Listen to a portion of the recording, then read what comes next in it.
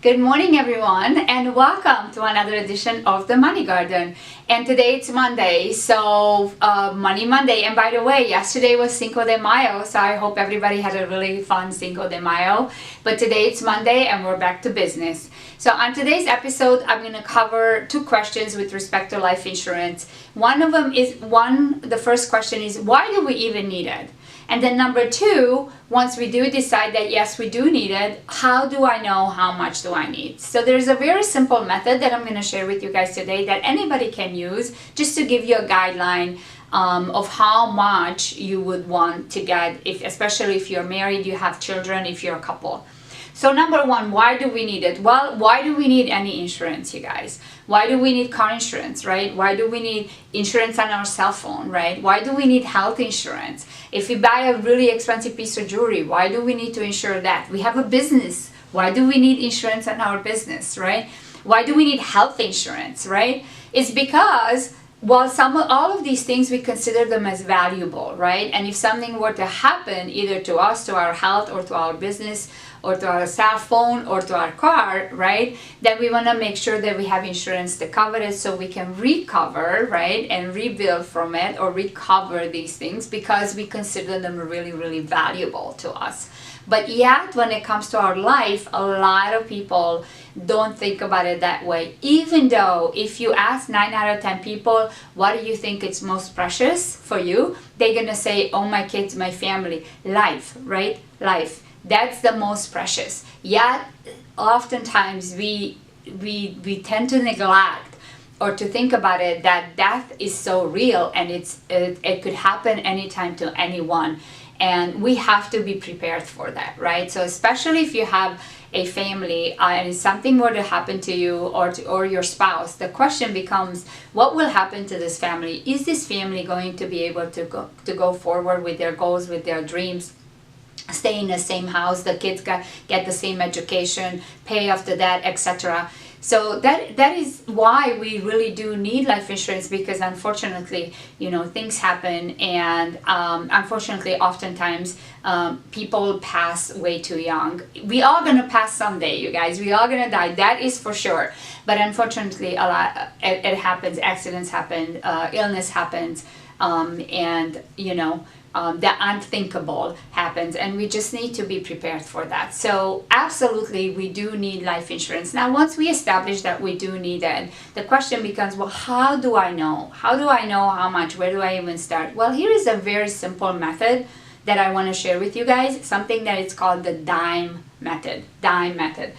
DIME, and D stands for debt, I stands for income, M stands for mortgage, and E stands for education.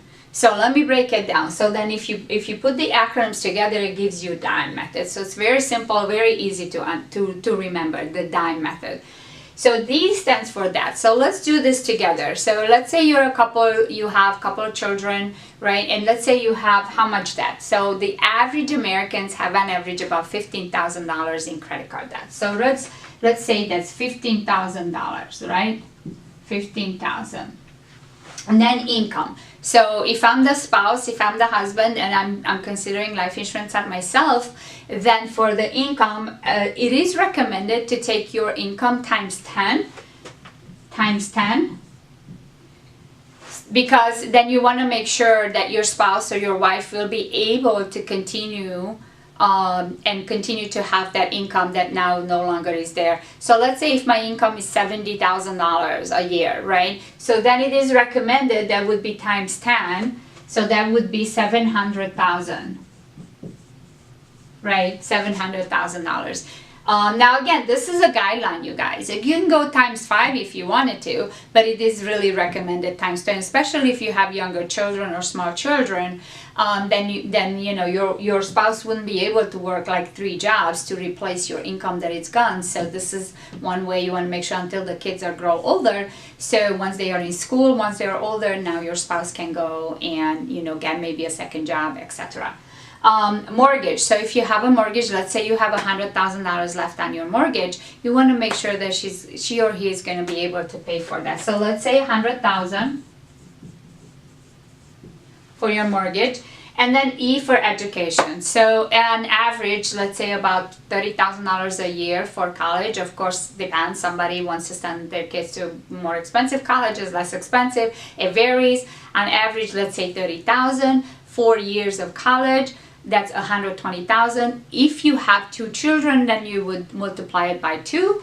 So that would be like per child, let's say $120,000 per child times 2 if you have 2 children. So that will give you $240,000. And then you add it all up. So now we have 15,000 here. We have 700, 800, 940, $955,000, right? So $955,000 would be the recommended amount that you would want to consider getting a policy for. Again, you guys, this is just a guideline. You can go a little less. You can go even more, certainly, if you wanted to. It depends on your situation as a couple and what are your goals and what are your dreams, how many children you have. Obviously, if you have 1 child, this will be less. But overall, this is a really good rule, a really good method to start calculating about how much would I want to consider to insure myself for. So again, the DIME method, it stands for D stands for debt, I stands for income, M stands for mortgage, and E stands for education for your children. If you want them to go to college, of course. Now, certainly if you're a single person, etc., you don't have any children, clearly this will be a lot less. But in that case, you might have some debt, or you might have parents or that you want to take care of. You want to make sure they are being taken care of at their older age. You may have somebody else that you want to make sure they're taken care of. So there's always somebody that we leave behind, and you want to make sure, and life insurance is definitely one way.